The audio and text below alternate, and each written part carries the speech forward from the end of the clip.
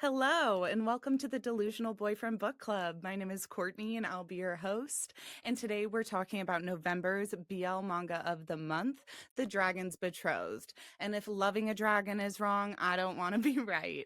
I was so taken with this story that I needed to cover both volumes, and I'm sorry that it's late. I have been working on a commission for the calendar for next year and some book club t-shirts. So your girl has been busy, and I definitely had to go straight into volume two once I finished with volume one of this story. And of course, I'm left wondering, when are we going to get volume three? So I want to jump right into this. November's BL manga I picked because we're kind of on the tail end of Halloween. So it's like a little bit spooky season still. And the main trope you're going to realize when you read this story is supernatural. So we've got a water god and a human here as a pairing. So it's going to be an immortal and immortal. And we have a fated magical legend that has brought these two together. So there is like a fated mates element to this, or a soulmates element to this. And I really love all of the folklore going on. We have mention of other tales and other mystical beings, and we kind of get educated on how that blends with reality in this universe. So I really loved all of those tropes. Along with that, we definitely also have a black cat and a golden retriever character. Any other tropes going on here, I would say, are just like green flag, fluff, magic. Um, I really loved having kind of a palate cleanser from some deeper stories. We definitely got emotional there for a second with like Given, and I needed time to just like relax and have a little bit of fun. And this story was very fun for me. There's a couple like tiny, sad, heavy moments, but for the most part, it's really sweet. So we got a green flag, fluffy manga here, and I really enjoyed it. So this is by Meguru Hinohara, and if that name sounds familiar to you guys, it's because we covered one of their other stories this year. It was Therapy Game. And then they also have a sequel to that story, which I think is a different couple, called Secret XXX. So this is a very popular artist in the genre. And I was really stoked to get into this duology, which I thought was just a duology. And by the time I got to the end of the second book, I realized that there's definitely an open ending. Like, the author says, I can't wait to figure out how we're going to resolve this in the next volume. So wondering when we're going to get that volume three. So to kind of jump into our full summary here, we have our first character, our main character, MC, and his name is Chiharu. So Chiharu is Izunome, I believe is how you pronounce his name. And he has black hair. He's a human, and his grandmother has passed, and his grandmother was the one who raised him. And if you guys aren't watching this on YouTube, you can be watching this on YouTube, and you can kind of see who I'm pointing out here. So this is the main character, the one with black hair, and that's his name is Chiharu. The main lead, or the love interest, is going to be Rin, and he's the water god. He's kind of hard to see with my lights because he has white hair, but he's definitely giving like Gojo, this is a black and white pairing, so they're gonna break your heart. But I have high hopes that in the third volume we get a happy ending. So we have our main character, Chiharu, who is going back to his hometown because his grandmother has died. And his grandma is the one who raised him. And he is an author, and his grandma was also an author. So he's going back to this hometown with his dog. And when they get there, they are kind of reminded of this legend in town by like a plaque. And it's telling this story of a water god who was approached by a human. It was like a snake by the river, and a human was begging for this drought to be over. And the snake is like, I'll grant your wish, human. And the human says, I will let you marry my daughter if you will give us rain. So the water god brings rain, and the human sacrifices his daughter to them, and they like pull the daughter down into the river, and that's the end for her. And generation after generation has to sacrifice a daughter to be the bride for this water god. So they're like going through town and seeing this legend, and we're like reminiscing about how that story ended, and how in his childhood he used to talk to his grandma about that story all the time. So he's back in town by himself looking at this like kind of plaque when somebody like falls out of the sky basically. And he's like, what is that pile of clothes over there? And he thinks that it's somebody who's just like fallen asleep. But it is Rin, our male lead, our love interest, and he is just like in a heap on the ground. He's fallen out of the sky. And when Chiharu gets over to him and like kind of kicks him to see if he's doing okay, he like turns over and he's like, "Oh, pardon me, just clumsy old me." And he's dressed in old style Japanese clothing. And Chiharu is just like, "Who is this guy? I've never seen him around here before." And they sit on the bus station and kind of chat with each other for a second.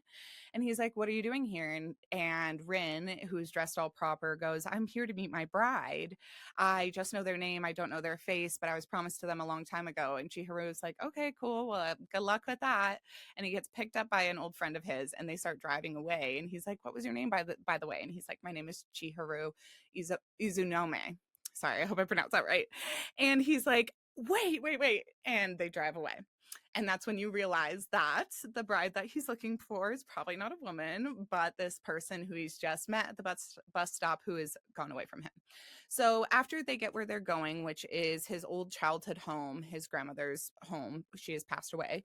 Once he gets there with his dog, Chiharu is like, going out for a walk in the forest and thinking about, how they used to go for the same walk when he was younger, and him and the dog are out and about, and a pack of wild boars attacks them.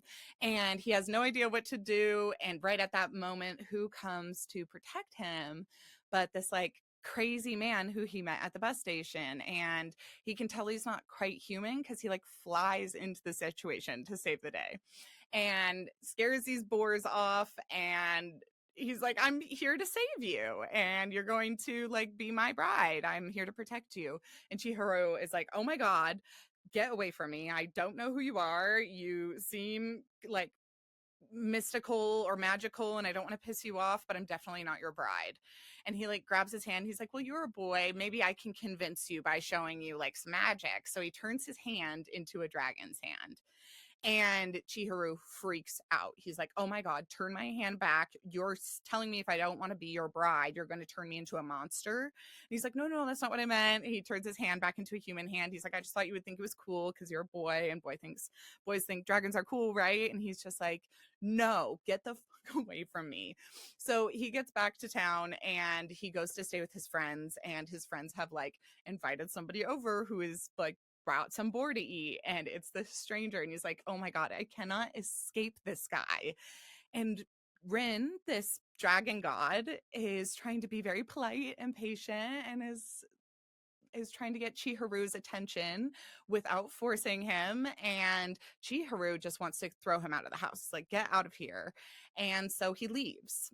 And he brings him back. So the neighbor is like an old childhood friend of Chihiru's, and Rin goes to her and gets some like cooking lessons and makes that meat from the boars that he killed into soup and brings the soup back to the doorstep. And he ends up just sleeping on the doorstep of Chihiru. And Chihiru in the morning sees him and asks, "Have you been here all night?" And he said, "Yeah, you didn't welcome me in your house, but I need to feed you and make sure that you're okay. That's how my legend goes.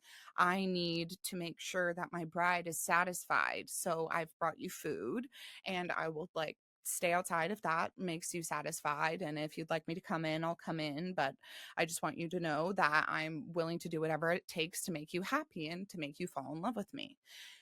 Of course, Chihiru wants to continue to reject this person, but this is very flattering. So he invites in Rin, and they start to get a little bit closer when Rin gets a job at the bookstore. So he's a god, and he really wants to read the stories of Chihiru, but Chihiru won't let him read his writing.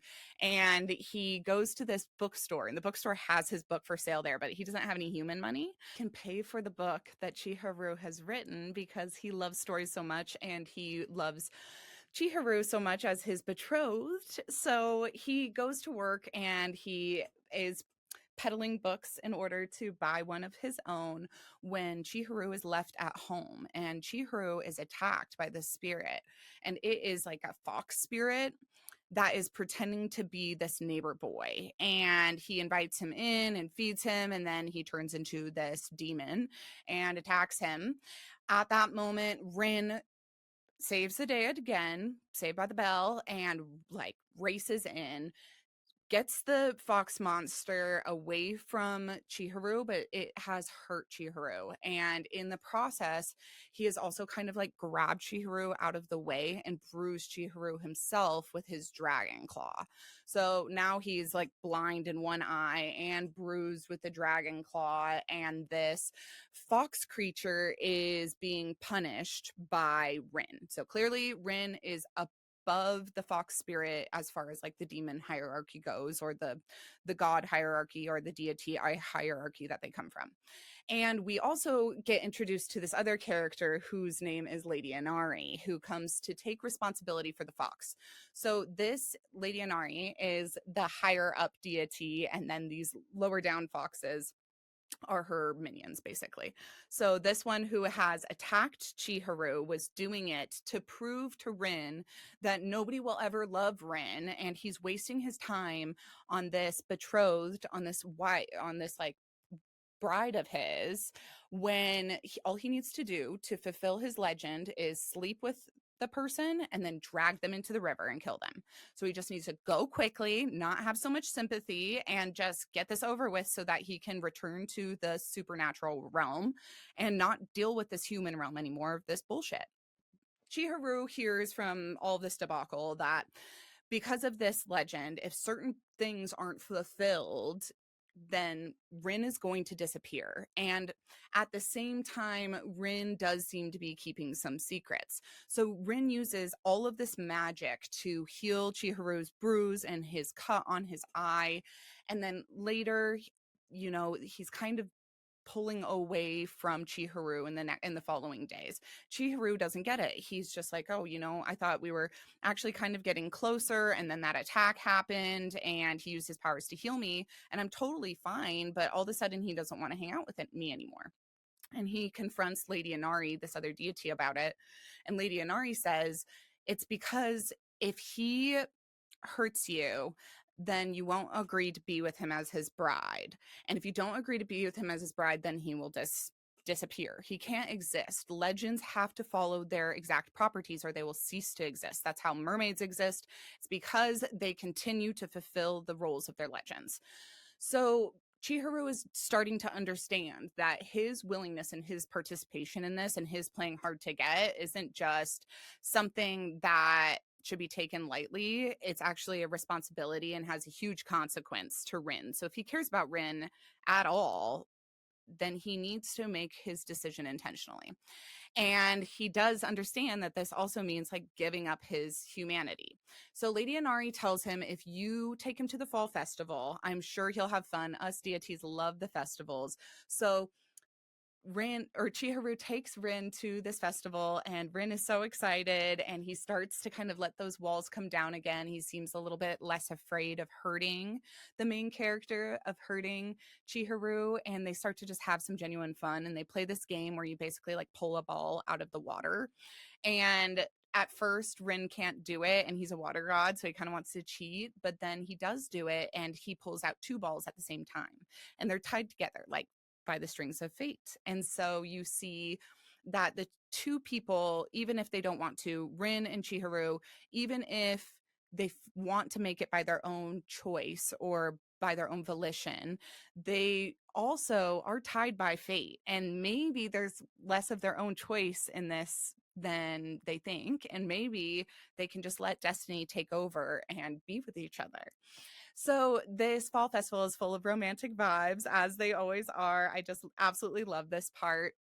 And the two go to like embrace each other, and Rin's hand starts to disappear, and Chihiro sees finally that it's no laughing matter, and it is a time pressing issue. If he does not return the feelings of this deity, he will disappear. And maybe like that would be okay if it's not what he wants, but maybe it is what he wants. Maybe he does want to be with him. And if he loses that opportunity by taking too long to decide, then that would be the worst possible outcome. So he tells him, he kisses him, and he's like, "I do have feelings for you. And like, I want to take this further, and I can't have you disappearing. So let's do this." And they hook up. And it is so good, you guys. Okay, so prior to this, they had like touched hands, and his hand had turned into a dragon hand, and it was very sensitive. And then as they start to hook up, all these different parts of him become like more dragony, and his eyes are these dragon eyes, you guys. And every panel that showed his eyes with they're almost like snake eyes.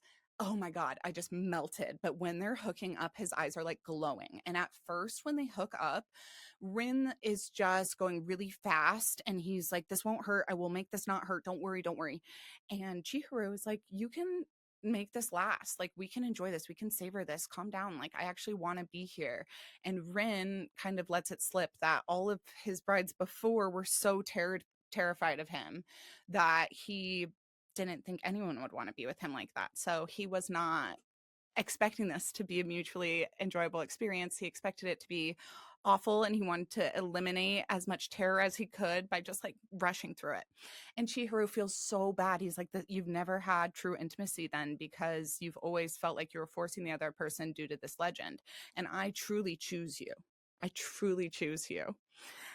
And I just, guys, like, it's so good. The art is so good. It's so spicy. His scales, like, his dragon scales are coming out, and he's like licking his scales. If you're a monster fucker, if you are a girl who loves monsters and loves like bad dragons, then you're going to be obsessed with this, because the claw action, like, is so much. The scales. And then at one point when they're doing it, he's like, I prepared to use my tongue for it to go this deep. And then he like says something like, oh no, now it's all the way in. And I think he like transforms his dick. So, anyways, it's really, really spicy, and it's completely uncensored. It's completely uncensored. There's no lightsaber. It's gorgeous. But you have to get all the way through volume 1 to get to the uncensored stuff in volume 2. So that's why I had to read both books. There was no stopping after volume 1 for this one. So after they hook up, they have this like walk about where they go to the river, and Rin is a water god, and he is kind of like flirting with Chihiro and is so excited that he like finally likes him back. And the question of whether or not Chihiro is going to follow him into the river and finish the rest of the tale is kind of on the tip of everybody's tongue. And Chihiro brings it up and says, I cannot give up my humanity for you, but I love you. I love you, and I will find a way to be with you without having to be drugged to the bottom of the river, okay? And I promise you that we'll figure this out together.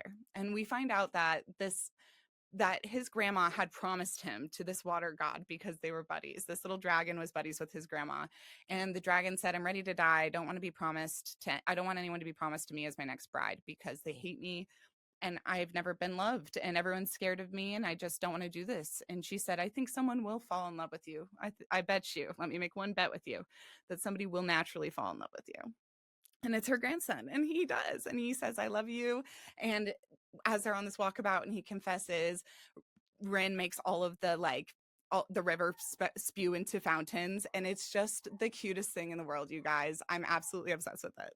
Chihiro and Rin are like spinning around. There's fountains going off, and Lady Inari is watching them from afar. And then later that night, they go home, and Lady Inari has turned their bedroom into like a love motel with a round bed and dildos everywhere. It's so fucking cute. And Chihiro is so annoyed about it. He's such a black cat. He's like all crabby and pissed off, and he makes her change it back. And he says he's not going to just have sex any old time. And he's like, the whole fun of this dynamic between us is that you're so blunt. You say you want me. You say you want to get me in bed, and I get to say no and push you away. And it's this chase that I like. Haru and Rin are like having their little honeymoon in this room, and they ask Lady Inari to change the room back for them. And then we get the note that from the author that there's going to be a third volume where they figure out how they can be together without having to like sacrifice one or the other's humanity or, godliness. So I'm really excited to see how that plays out. This little duology was so fun for me. I think the art is so good. I really love the author, and I can't wait to go back, read the rest of Therapy Game, because I still haven't read it. And if you guys haven't listened to that podcast episode, go check it out. But I would say for this story, my delusional boyfriend is absolutely Rin, to see, like, as a monster fucker girly, to see the full dragon claw get used all during the spicy scenes. to see the little dragon eyes. Like, I was just here for all of it. He's such a green flag. I love fated mates. I love that he's willing to just disappear if he doesn't have his love like willingly return this time, which I mean, just he's dreamy. He's dreamy. He's got white hair. He is so gojo. So he's absolutely my delusional boyfriend from the story. And I would absolutely date him IRL. Are you fucking kidding me? And I would let him drag me to the bottom of that river. That would be my final breath, and I would enjoy it. Okay. Okay. And as far as like overall boyfriends go, I would say he's really high up there because he looks like a Gojo and a Victor character. Like, that's just a fast pass to the top of the line. But then on top of that, he's like, I will destroy everybody, the way he like massacres all of those hogs because they threaten his love's life, and the way that he like demotes that deity, the fox deity, when he harms Chiharu. All of that, like, he's just like, he's kind of like a buffoon when he's being domestic, and then when he's being a deity, he is scary, and that dynamic is always my favorite. So that's my delusional boyfriend for this. And then I would say, as far as like mangas go, this author's like art style, I don't know what it is, but how feminine they're drawn and how like dainty and angular they are. Oh, I wish you could see it a little bit better. Anyways, like, this author is very, very high up there. And that's for a lot of people in the BL fandom. So if you haven't read these yet, if you haven't read this author yet, please check it out. Make sure you go check out that episode I did. I think it was like February's episode. And then stay tuned for next year's calendar, because I have worked really hard with an artist to commission some cool t-shirts and stuff. So check all of that out. And if you aren't following our social medias, that's where you'll be able to stay up to date when that kind of stuff drops immediately. Thank you guys so much for listening. I'm having such a good time. And now that 2025 is wrapping up, I'm so excited for 2026. I can't even tell you. I'm sorry I've been a little bit late on some stuff, but I have been like working on things behind the scenes that I just can't wait to show you. So please stay tuned for that. Rate, review, subscribe. It helps so much when I see you guys download the episode. So if you are able to do that, that's really helpful. And if you can turn on auto downloads, even fucking better. Thank you so much for being here. And until next time, remember, sometimes the delusion is the solution. Bye.